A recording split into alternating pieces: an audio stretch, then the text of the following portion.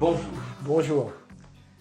Alors je suis heureux de recevoir Éric Laudière, qui est dans le développement personnel comme moi, et on se connaît depuis des années. Et surtout Éric, c'est, j'allais dire, un formateur et un animateur dans les constellations systémiques, rituelles. Il va nous parler de tout cela, mais pour moi c'est un peu une référence. Dans le domaine, Éric travaille en France, mais il est aussi un peu à l'international, en Belgique, en Suisse. Enfin, ça devient vraiment quelqu'un dans le domaine des constellations. Alors, j'aurais envie d'en savoir plus sur son parcours et sur ce que sont les constellations familiales systémiques. Il va nous en parler un petit peu plus. Alors, Eric, comment tu en es arrivé à cette notion de constellation familiale ou systémique? Ok, c'est une question qui peut être à rallonge, je vais essayer de faire court. Au niveau des constellations, je pense qu'on peut résumer ça à la rencontre avec Alexandre Jodorowsky, qui est un événement majeur dans ma vie, et que d'avoir été formé par lui à la psychogénéalogie, donc on pourra peut-être, je ne sais pas si c'est nécessaire d'expliquer ça, au début des constellations, c'est-à-dire à des mises en scène. Jodorowsky étant plutôt intéressé par les actes psychomagiques. Pareil, pour le moment je ne développe pas. S'il faut développer, on développera, tu me diras. Alors, Jodorowsky, c'était un drôle de personnage. Il a fait des films, il a fait des BD, il a fait plein de choses, je crois. Oui, c'est surtout un artiste. Je pense que c'est ce qui m'a vraiment intéressé dans cette rencontre, c'est que ça parlait de thérapie et fait par un artiste. Donc c'est la vision de la thérapie et voire de la spiritualité. On verra aussi que derrière thérapie, ça peut nous amener à la spiritualité. Par un artiste. Donc c'est une vision un peu originale. Et ce qui fait que petit à petit, j'ai développé des stages, j'ai fait des choses. Ça c'est vieux, je vous parle des années 80. Je ne sais pas si pour certains ça veut dire vieux ou pas. En tout cas pour moi ça veut dire vieux. Et en développant ces stages dans les années 80, j'ai petit à petit découvert des choses. Qui sont venues toutes seules, on va dire grâce aux patients, que si on se mettait en groupe et qu'on jouait chacun des rôles, et ben quelqu'un qui jouait le rôle du père tout d'un coup se mettait à parler comme le père alors qu'il ne le connaissait pas, etc., etc. Il s'est passé des choses qui petit à petit m'ont amené vers les constellations familiales, jusqu'à ce qu'un jour quelqu'un en stage me dise mais ça, ce que tu fais, ça s'appelle des constellations familiales. Donc, tu as Et fait des constellations familiales sans vraiment le savoir au au départ. début, hein. Comme Monsieur Jourdain, tu vois, Ouais, la un prose, peu, ça c'est la la prose sans le constellation. savoir. Ouais.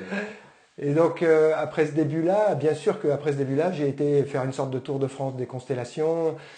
J'ai découvert le travail de Bert Hellinger, qui c'est lui qui a inventé les constellations familiales à partir de, c'est un Allemand à partir de l'Allemagne.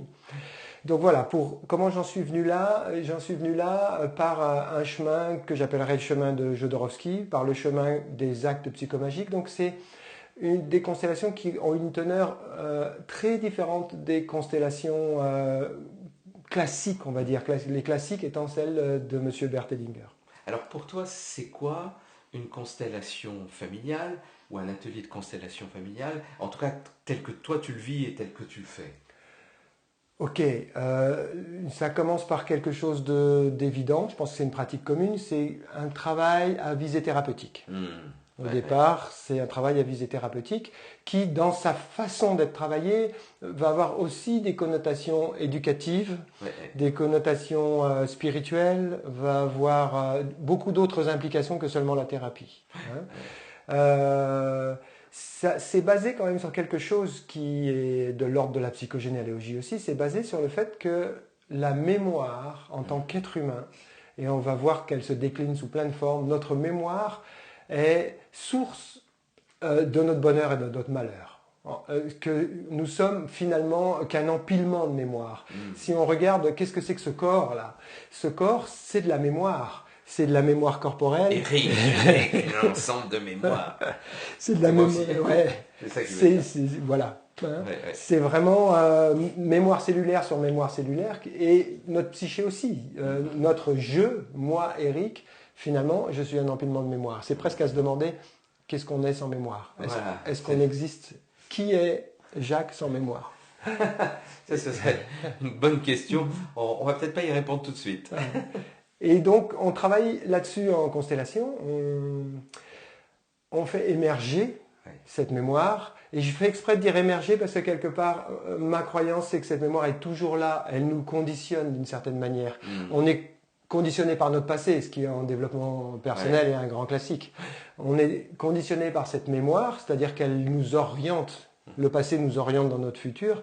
Et c'est toujours là, c'est un peu sous la surface de l'eau. Et en constellation, on met ça au-dessus de la surface de l'eau. Oui, donc ce que tu dis, c'est qu'en fait, déjà, de toute façon, toutes nos mémoires sont là. Et donc, c'est pas aller rechercher les mémoires, aller revivre des mémoires, c'est juste aller faire transiter très légèrement d'un état à un autre, de l'inconscient, on va dire, ou du subconscient au conscient. C'est exactement Mais ça. elles sont déjà là. Elles sont déjà là. Ah, ouais, C'est les mettre à un niveau de conscient où on va pouvoir, quelque part, entre guillemets, les manipuler ou faire des choses avec. ouais. Tant que c'est inconscient, on ne peut rien faire avec. Alors moi, j'aimerais que tu nous parles un peu de comment ça se passe à un atelier de constellation familiale. Moi, j'ai assisté à ces ateliers et je peux vous dire, c'est juste waouh, c'est stupéfiant, ça a l'air magique, il est là au milieu de tous. Mais qu'est-ce qui se passe exactement? Comment tu démarres un atelier de constellation?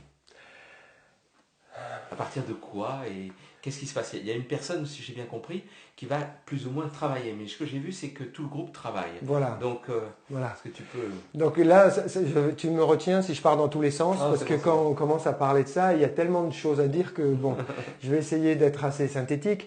C'est techniquement, il s'agit d'être un groupe, d'être d'accord pour représenter des personnages ou un système en fait. Tout est système.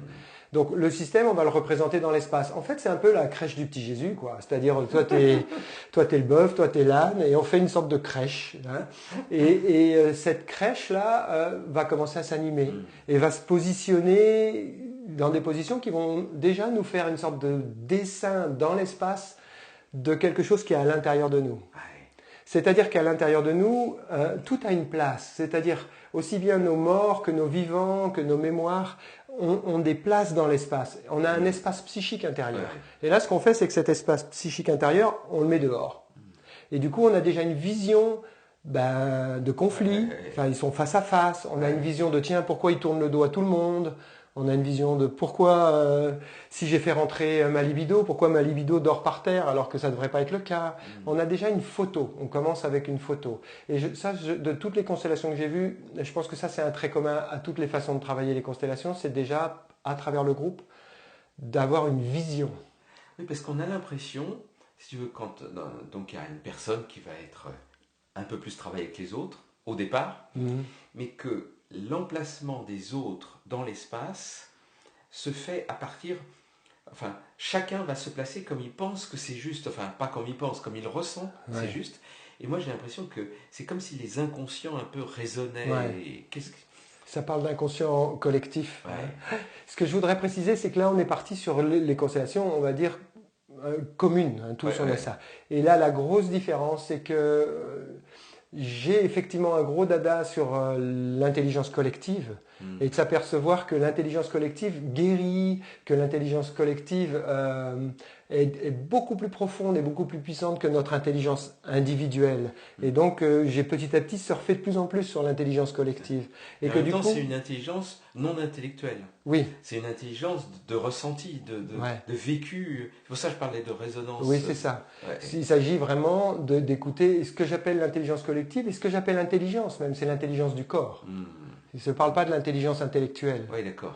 Je pense que cette intelligence du corps, collectivement, est très puissante. Et ce que je voulais dire, c'est que petit à petit, les constellations on s'aperçoit que tout le monde travaille. Et que c'est plus la constellation d'une personne. Quand je fais une constellation, c'est pas la constellation d'une personne. C'est la constellation collective d'un groupe. Et le retour que j'ai dans ces constellations, c'est que vraiment, je peux être spectateur et travailler même plus que la personne qui a été choisie. Oui. Je peux être, les places ne comptent plus. Si je suis ouvert à ce que cette intelligence collective a envie de me faire travailler, c'est vraiment un travail réellement collectif. C'est pas tout le monde au service d'une personne. C'est tout le monde au service de tout le monde et tout le monde travaille. Donc il y a vraiment un vrai système là. Ah oui. D'où le fait que tu parles plus de constellation systémique que de constellation familiale, qui serait une personne travaille à partir de sa généalogie. Oui. Mais toi, ce que tu dis, c'est qu'en fait, tout le monde travaille. Et quand je dis systémique, c'est aussi parce que tout système est constellé. Et tu l'as vu, tu me verras souvent faire des constellations où il y a la famille, il y a aussi des concepts comme l'amour, la libido, ou même mon entreprise. Je peux consteller mon entreprise, je peux consteller un rêve. C'est sans limite. Dès que j'ai un système, le système, par sa compréhension, va... En fait, je peux passer à autre chose. Je peux juste dire un petit truc, parce que c'est en disant le mot système que j'ai envie de dire quelque chose de très important. C'est que on passe d'une époque où on soignait la personne à une époque où on s'aperçoit que personne n'est isolé. Et que petit à petit, et la physique quantique, c'est vraiment ce passage-là, la physique quantique parle de ça. Hein. C'est-à-dire qu'on s'aperçoit qu'on fait partie d'un système et que vouloir soigner la personne sans faire attention au système, ça n'a plus beaucoup de sens. Oui, donc en fait, tu travailles, c'est pas une thérapie individuelle, c'est une thérapie collective et il y a simplement une personne qui est plus au centre et c'est au travers d'elle, elle devient presque un prétexte pour que tout le monde travaille. Exact. Hein, exact. Et le mot que tu dis, je dirais que c'est une thérapie collective avec des résultats, des gains individuels. Ouais, d'accord. Quelle différence, toi, tu fais entre le travail que tu accomplis, qui est un peu, moi je le vois, hein, on a l'impression que tu es un peu un magicien. Euh, et quel est le travail du magicien par rapport à un travail, je dirais, de thérapie plus analytique, dans lequel on décortique, parce qu'on travaille aussi avec les mémoires, plus, on va dire, freudien ou autre, enfin des thérapies où les personnes parlent simplement. La grande différence entre le travail analytique et ce qu'on fait, c'est le corporel, c'est l'émotionnel. C'est-à-dire qu'en constellation, on est impliqué corporellement, on est impliqué émotionnellement, on est impliqué même spirituellement dans beaucoup de cas, on est impliqué même au niveau de son désir, c'est-à-dire que c'est tous les étages qui répondent. Dans une thérapie analytique, on va vraiment faire travailler, bon, j'exagère parce que les autres étages résonnent quand même, hein, mais l'essentiel d'une thérapie analytique est de l'ordre de la compréhension et de la prise de conscience. Alors que nous, on fait vraiment attention à ce que la prise de conscience soit un cinquième de l'histoire, soit à sa proportion, que l'émotion, que les sensations soient aussi là. Pourquoi ? Parce que ma croyance d'une guérison, je répète souvent la phrase des Upanishads qui dit « Ce que tu comprendras pas dans ton corps, tu le comprendras nulle part ailleurs ». Je pense qu'il y a vraiment la vraie compréhension, elle se fait dans le corps. Pourquoi ? Un exemple. Moi, j'ai vraiment travaillé sur la jalousie, sur le rapport homme-femme. J'ai lu tes livres, Jacques, sur l'amant tantrique. Et du coup, j'ai compris que mon identité n'est pas touchée par le fait que la jalousie, c'est un truc archaïque. Voilà, je l'ai compris, ça va. Et puis un jour, je vois ma femme dans la rue embrasser un autre homme. Eh ben, j'ai beau l'avoir compris là, je ne sais pas comment je réagis. Je saute au plafond, je crie, je réagis émotionnellement. Et ça veut dire que c'est qu'une compréhension intellectuelle. Alors qu'une compréhension physique, pour moi, une compréhension physique, c'est-à-dire la preuve que j'ai changé, c'est qu'avec un stimuli égal, mes sensations sont différentes. À stimuli égal, je vais sentir des choses différentes. Et si je sens des choses différentes, ça veut dire que vraiment, là, j'ai guéri quelque chose ou transformé quelque chose. Par exemple, on prend l'exemple de la jalousie, d'un seul coup, tu es éperdu d'amour devant ta propre femme et puis cet autre homme et tu dis il n'y a que de l'amour dans le monde. Mais avant d'arriver là, en général, c'est pas évident. Quoi. Voilà, puis il y a plein d'étapes entre ces deux. Il y a plein d'étapes entre ces deux trucs, quoi. Hein. Il y a aussi d'aller voir et de dire qu'est-ce qui se passe, on en parle. Voilà, exactement. on peut... C'est ça. Mais ce que tu dis, c'est très juste, c'est-à-dire on a beau savoir, ça n'empêche qu'on est affecté. Voilà. On ressent. Et donc, ce que tu dis, c'est qu'avec ton travail, on va à la racine de ce ressenti. Alors, Eric, moi, ce que j'ai envie de savoir, c'est finalement, qu'est-ce qu'on peut attendre d'un atelier de constellation ? Est-ce que c'est un bénéfice individuel, un bénéfice collectif ? Ça se situe où, finalement ? Okay. Il y a plusieurs niveaux de réponse à ça. Il y a une première réponse qui est, comme toute thérapie collective, de groupe, un bien-être personnel. Il y a le fait de soigner une addiction, le fait de guérir un manque. On est dans la psychologie comme on la connaît. Et ça, c'est souvent ce qui attire vers une constellation familiale. De bouche à oreille, les gens disent ben, « moi, je vais mieux depuis que j'ai fait une constellation familiale ». Donc, le premier moteur est une sorte d'égoïsme tout à fait sain, c'est de vouloir mieux, entre guillemets, fonctionner. Hein. Et il y a vraiment des bénéfices secondaires qui sont énormes, de mon point de vue. C'est peut-être pour ça que moi je suis à fond là-dedans, dans la constellation. C'est une sorte d'éducation et de prise de conscience. C'est-à-dire que quand on s'aperçoit physiquement, c'est-à-dire que c'est pas écrit sur un livre ou c'est que je vis moi dans un groupe, que quand quelqu'un dans le système va mieux, tout le système en profite. Ah, oui, d'accord. Que quand quelqu'un dans le système se met en carapace, se bloque, tout le système en pâtit. Donc on s'aperçoit concrètement par la preuve de 2 plus 2 font 4, presque, il y a vraiment une chose qui se sent corporellement, qu'on est tous interdépendants à un point qui est vraiment étonnant, qui est vraiment énorme. Ouais. Moi, quand j'ai assisté, on a l'impression qu'il y a des personnes qui réagissent à des choses qui ne leur appartiennent pas. Tu vois, ils réagissent au père ou à la mère de l'autre. Mais en fait, évidemment, il y a toujours un poil de quelque chose qui leur appartient. Et on a l'impression d'une sorte de tissu, de fil invisible les uns avec les autres. Évidemment, vu de l'extérieur, ça fait un peu magique. On a l'impression qu'il y a des choses invisibles qui se passent. Et est-ce que tu peux nous en parler de cette côté cette impression de magie et d'invisible. Ouais. Donc on va parler de fantômes, je pense. De fantômes. Et puis aussi de la magie. Parce que moi j'ai l'impression qu'à la fois c'est magique ce qui se passe, magique entre guillemets, mais qu'en même temps toi, tu opères à l'intérieur et que tu sais toujours où t'es. C'est un truc impressionnant. Alors peut-être que c'est peut-être pas la magie, c'est peut-être de la prestidigitation, il y a quelque chose de cet ordre. Je ne sais pas. Ce qui paraît magique, c'est de s'apercevoir c'est qui on. Ça, je ne veux pas le définir plus précisément. C'est que moi, je dirais on, c'est l'intelligence collective plutôt que moi et toi. Qu'on sait beaucoup plus de choses que ce qu'on croit.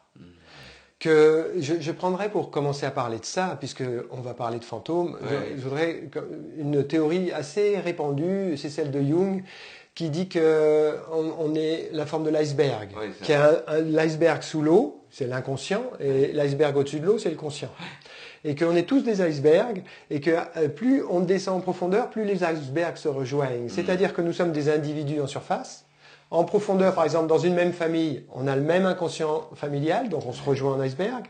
Dans un peuple, les Français, on se rejoint à l'inconscient collectif du peuple. Donc un peu plus bas, on se rejoint tous.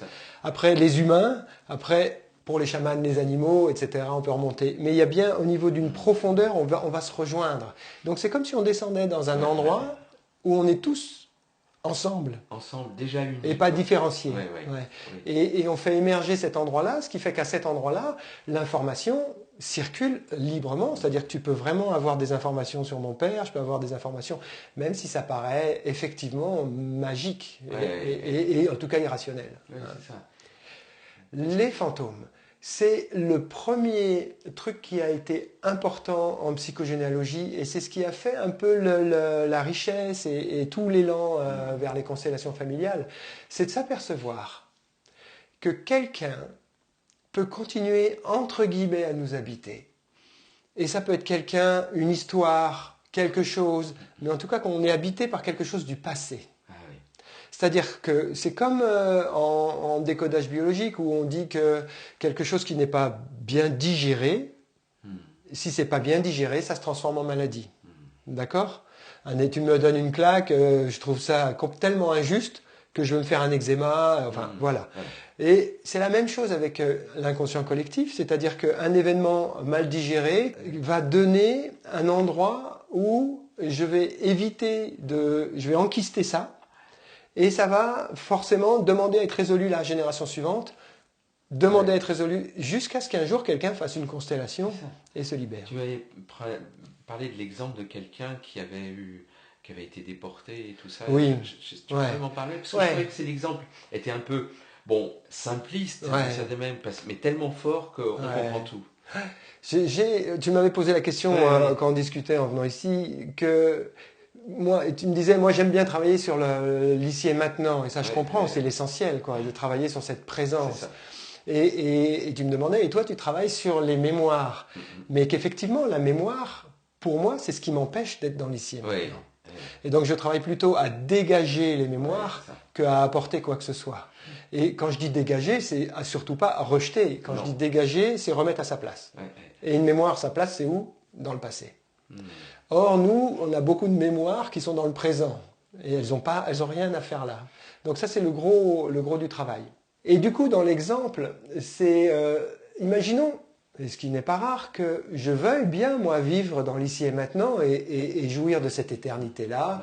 J'ai bien lu Eckhart Tolle, j'ai bien compris plein de choses, mais je suis super stressé. J'ai toujours l'impression que j'ai pas le temps. Il faut vraiment, dès que je veux me poser, ah mais j'ai ça à faire, ah mais j'ai pas le temps. Et que un jour, en faisant une constellation, je m'aperçois que effectivement, il y a quelqu'un qui n'a pas eu le temps dans mon histoire. C'est un arrière-grand-père qui n'a pas eu le temps de se cacher et qui du coup a été déporté. Et que toute la famille a vécu ce stress de on n'a pas le temps. Eux ont réussi tout juste à pouvoir se cacher et ont vu le père être emporté. Et ça, cette mémoire-là, qui n'a pas pu être digeste, parce que le père n'est jamais revenu. Et c'est indigeste. Et donc, qu'est-ce qui reste comme information de survie, en fait? C'est vraiment de la survie. C'est dépêche-toi, fais attention, si tu n'as pas le temps, tu vas mourir. Donc la personne est toujours dans Et donc, la personne, et donc moi, des générations plus tard, je ne sais pas pourquoi, je suis toujours stressé là-dessus. Et une constellation peut me montrer ça et de remettre les choses à leur place. Moi, aujourd'hui, j'ai plus à être pressé. Il n'y a pas le danger. S'il y a danger, peut-être que je reviendrai à être pressé. Tant qu'il n'y a pas de danger, voilà. De remettre les pendules à l'heure, en fait. C'est à la fois une prise de conscience et en même temps une incorporation. Et comme tu dis, une remise à leur place de la mémoire. C'est le principe du fantôme. Il y a une très belle chose dans le principe du fantôme. C'est ça. Le fantôme, en fait, c'est je suis habité par une mémoire fantomatique, puisqu'elle n'est plus là, elle appartient au passé. Il y a une très belle chose là-dedans. Et plus je fais des constellations, plus c'est vraiment limpide et évident. Comment on crée un fantôme? Comment se crée un fantôme? Et ça, c'est vraiment... Un fantôme se crée en fuyant le problème ou en le rejetant, ce qui revient un peu au même. Et j'ai vraiment cette sensation que c'est comme un boomerang. Plus je jette le boomerang fort au loin, plus fort il me reviendra dans les dents. Et jeter le boomerang, c'est ne pas vouloir voir ce qui s'est passé. C'est ne plus vouloir entendre parler, c'est le déni en fait. C'est le clivage, etc. Ne plus vouloir entendre parler de ce qui s'est passé, je le jette, je ne veux plus le voir. Et des générations plus tard, le boomerang a fait son petit tour et nous revient dedans. J'ai l'impression que ça c'est une règle, je le vérifie à chaque fois. À chaque fois que je vois un fantôme et qu'il est très puissant, sa puissance vient de toute l'énergie qu'on a mis à le rejeter. Si on lui dit merci, ok, il n'a pas d'énergie. Il reste à sa place. C'est vraiment l'énergie du rejet. Il va se dégonfler en tant que fantôme actuel et donc repartir dans son passé qui est la place des fantômes. Exact. Je regarderai Harry Potter d'une autre manière maintenant avec l'histoire des fantômes en les imaginant qu'effectivement leur place c'est vraiment là où ils doivent être, c'est-à-dire dans le passé et pas revivre maintenant sous cette forme énergétique qui bouffe en fait les personnes. Par exemple, le nombre, moi je vois de femmes qui ont une structure d'avoir été abusées, abusées sexuellement.